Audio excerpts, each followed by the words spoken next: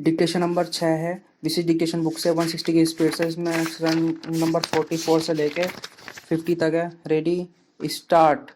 महोदय, केंद्र सरकार यह समझती है कि वह सत्ता में बैठी हुई है, इसलिए विपक्ष के मुख्यमंत्री यदि उनकी सलाह से या उनकी राय के मुताबिक काम नहीं करते हैं तो ऐसी सरकारों को काम नहीं करने देंगे और राज्यपालों के जरिए इस प्रकार की सरकारों में परिवर्तन लाने और उनको गिराने का काम किया गया है। श्रीमान, त्रिपुरा में चुनाव हो रहे थे। चुनाव के ठीक 3 दिन पहले त्रिपुरा को अशांत क्षेत्र घोषित कर दिया गया और वहां पर 3 दिन के लिए भी इंतजार नहीं किया गया। वहां के तत्कालीन मुख्यमंत्री का कहना है कि मुझसे पूछकर भी नहीं गया, बिना मुझसे पूछे ही सारे राज्य को अशांत घोषित कर दिया गया है। वहां पर सेना भेज दी गई। इसका मतलब यह है कि जितनी भी लोकतांत्रिक परंपराएं हैं, जो कि लोकतांत्रिक मूल्य हैं, सरकार उनको मानना नहीं चाहती है। मान्यवर विधानमंडलों की बात लीजिए। अभी जनरल साहब जिक्र कर रहे थे कि जितने भी मुख्यमंत्री हैं, कम से कम सत्ता दल के मुख्यमंत्री जो हैं, उनके नामांकन के सिलसिले में भी कोई लोकतांत्रिक मूल्यों का पालन नहीं होता है। अभी राजस्थान के मुख्यमंत्री का बदलाव हुआ, सत्ताधारी दल का मुख्यमंत्री हो या दूसरा, वह जनता के प्रतिनिधियों द्वारा चुनकर विधानसभा में भेजे जाते हैं। जनता उनको अपना वोट देती है। हमारी लोकतांत्रिक प्रणाली इसीलिए है कि जनता के प्रतिनिधि विधानसभा में जिस दल का बहुमत हो उसके नेता को मुख्यमंत्री बनाती हैं, लेकिन वहां जनता के प्रतिनिधियों की राय नहीं ली गई। राजस्थान विधानमंडल की बैठक नहीं बुलाई गई। मध्य प्रदेश के विधानमंडल की बैठक नहीं बुलाई गई। कुछ विधायकों ने कहा कि उन्हें तो इस बात की जानकारी तक नहीं थी। अगर किसी विधानसभा में 150 सदस्य थे तो वहां 40 भी सदस्य नहीं पहुंचे। इसका मतलब यह है कि हमारे यहाँ जो विधान की प्रक्रिया है, जो संवैधानिक प्रक्रिया है, उसके प्रति सरकार के मन में कोई आदर नहीं है। श्रीमान, न्यायपालिका की ओर ध्यान आकर्षित करते हुए मैं आपको बताना चाहता हूं कि सर्वोच्च न्यायालय में करीब करीब 9 जजों के पद 2 साल से खाली हैं। लोग सर्वोच्च न्यायालय में जाते हैं अपनी याचिका लेकर और अपने मुकदमे या अपील पर फैसले की प्रतीक्षा करते हैं। उनका फैसला ही करने में काफी विलंब होता है। तो इन 9 जजों की नियुक्ति कौन करेगा? यह तो जनता नहीं करेगी, वह तो राज्यसभा या लोकसभा नहीं करेगी। इनकी नियुक्ति तो सरकार को ही करनी होगी। यह काम तो प्रधानमंत्री का, गृह मंत्री का है और केंद्र सरकार में उसकी एक निश्चित प्रक्रिया है। लेकिन पौने 2 साल से सर्वोच्च न्यायालय में ये पद खाली रहे। इसका मतलब यह है कि सरकार की इच्छा है कि ऐसे जजों की नियुक्ति की जाए जो प्रधानमंत्री के प्रति उत्तरदायी हों, जो कांग्रेस पार्टी के प्रति उत्तरदायी बन सकें। सभापति महोदय, अभी कई मान्य सदस्य बोल चुके हैं। मैं यहाँ पर नहीं था, इसलिए अगर किसी बात को दोहरा दूं तो क्षमा करें। सभापति महोदय, जो आंकड़े आर्थिक सर्वेक्षण में दिखाए गए हैं और पिछले 2-4 दिन के अखबारों में, खासकर इकोनॉमिक टाइम्स में जो आंकड़े दिए जा रहे हैं, उससे ऐसा लग रहा है कि आर्थिक जगत में हिंदुस्तान इस स्थिति में है जहां सिर्फ अंधकार ही अंधकार है। खासकर जो 3-4 मुद्दे हैं उनके संबंध में कई मान्य सदस्यों ने भी कहा है। सभापति महोदय, अभी तक हिंदुस्तान में 2 नीतियों के संबंध में चर्चा होती है, आयात और निर्यात। जब माननीय मंत्री जी जवाब दें तो मैं जानना चाहूंगा कि आयात निर्यात की क्या स्थिति रही है। आपके पास आर्थिक समीक्षा है, हमारे पास भी है और उसमें 2 साल और प्राय 1.5 साल के आंकड़े हैं। अपने विदेश से कितना ऋण लिया है और उसकी कितनी अदायगी करते जा रहे हैं। हिंदुस्तान के द्वारा कितना विदेशी कर्जा लिया जा चुका है, कितना हमारे विदेश व्यापार में घाटा चल रहा है, हमारा आयात अधिक हो रहा है या कम हो रहा है और निर्यात कितना कर रहे हैं, उसकी अदायगी कितनी कर रहे हैं। इन सारी चीजों पर यदि आप दृष्टिपात करें तो आप देखेंगे कि हिंदुस्तान का भविष्य अंधकार में है। सभापति महोदय, मैंने कुछ दिन पहले एक प्रश्न किया था और मेरा प्रश्न सिर्फ जूट उद्योग के बारे में था। जूट का हमारा सबसे बड़ा बाजार अमेरिका है, किसी के वक्त की बात हो, लेकिन आप 2.5 साल के हमारे शासनकाल को निकाल दें तो बाकी वर्षों में किसका राज्य रहा है? 2.5 साल में जो आंकड़ों से मुकाबला करें तो 2.5 साल में देश को निराशा हाथ नहीं लगी है। इस वास्ते यह चीज आप ना कहें कि देश के नक्शे को आप अपने सामने रखें और देखें कि ट्रेड किस ओर है, उसको आप रोकें श्रीमान। जहां तक कुछ दिन पहले लोहा और इस्पात निर्यात करने वाले हम थे, आज उनको आयात करने की स्थिति में पहुंच गए। जिन्हें निर्यात करते थे अब उसको आयात करने की सोच रहे हैं। इसी तरह से खाद्यान्न है, कोयला, सीमेंट, सारी चीजें हैं। आखिर क्या कारण है कि उनको निर्यात करने की बजाय आयात करने की नौबत आ गई है? मैंने उस दिन भी कहा था, आप चीन, जापान को देखिए या दूसरे और मुल्क हैं जिन चीजों में वह आपसे प्रतिद्वंदी नहीं थे, वह आज आपसे मुकाबला कर रहे थे। विदेशी बाजार हमारे हाथ से जा रहा है। अगर वह मुकाबला कर सकते हैं तो हम क्यों नहीं कर सकते? जो समस्या आपके सामने है वही समस्या उनके सामने भी है, फिर भी वह हमसे आगे निकल रहे हैं। इसलिए आयात किस प्रवृत्ति को रोकिए। हमारे पास आर्थिक समीक्षा नहीं है।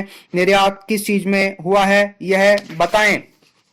महोदय, आज जो देश का निर्यात बढ़ा है वह किन चीजों का बढ़ा है? इसमें विज्ञान और तकनीकी की कोई देन नहीं है। इनका निर्यात कच्चे माल का बढ़ा है। जिन चीजों में मुकाबला करने की बात है, बड़े उद्योग धंधों की बात है, उन सब में निर्यात घटा है। आज हमारे आदमी विदेशों में चले जाते हैं, वहां उसको अपनी झोली ढोने में लज्जा नहीं लगती है।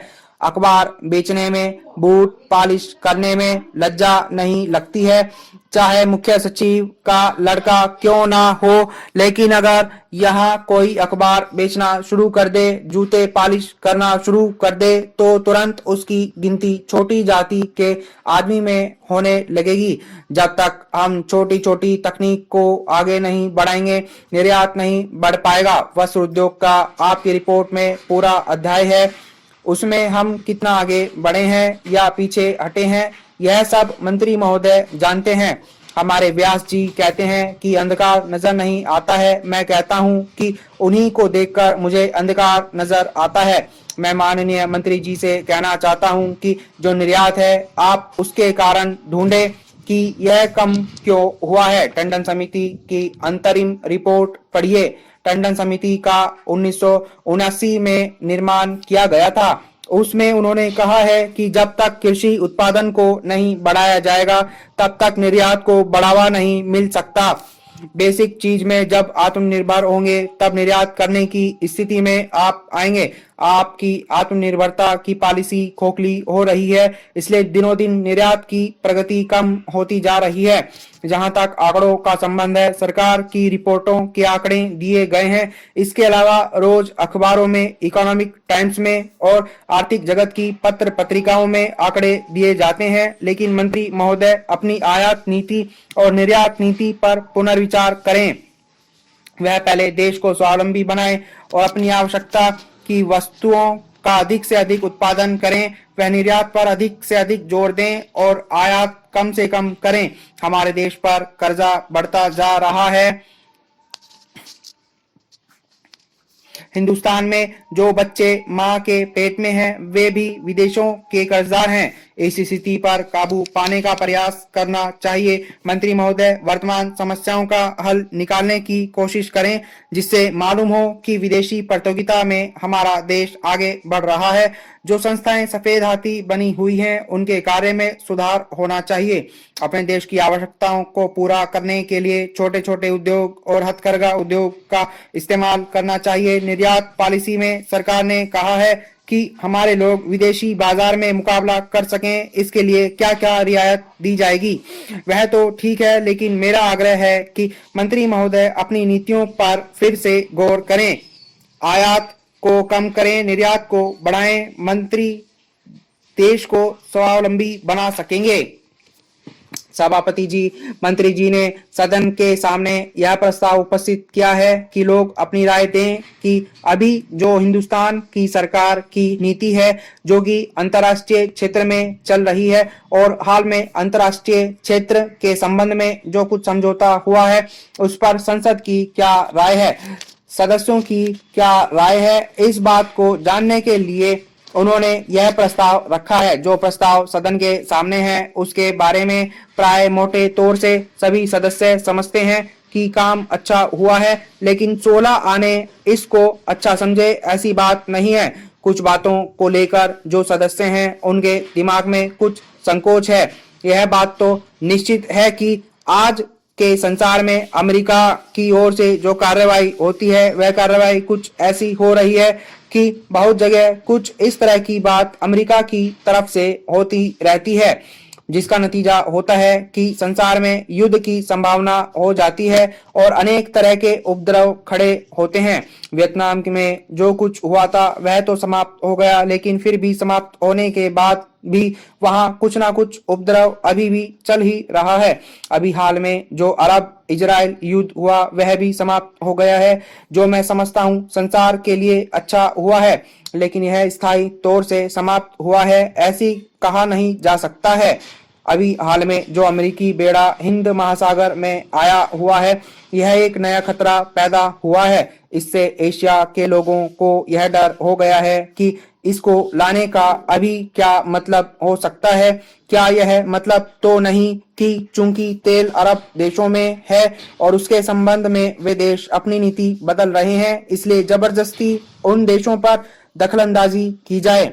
क्या यह बात अमेरिका के मन में है जिसके लिए वह बेड़ा लाया गया है, या मतलब है कि जो सब देश उनके खिलाफ रहते हैं एशिया के दक्षिण भाग में या पश्चिमी भाग में, उन लोगों को समय समय पर तंग करने के लिए यह बेड़ा लाया गया है?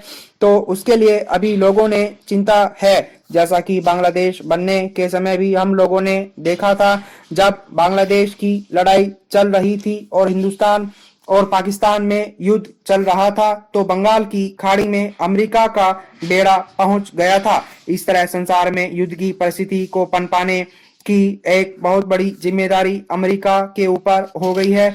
इसका क्या कारण है? इसका कारण है कि संसार में जो आगे बढ़ने वाली शक्ति है, वह जो कमजोर शक्ति है, जो तकलीफ में रहने वाली शक्ति है, वह जब आगे बढ़ना चाहती है तो यदि उनके कष्टों को दूर ना किया जाए तो टकराव होगा।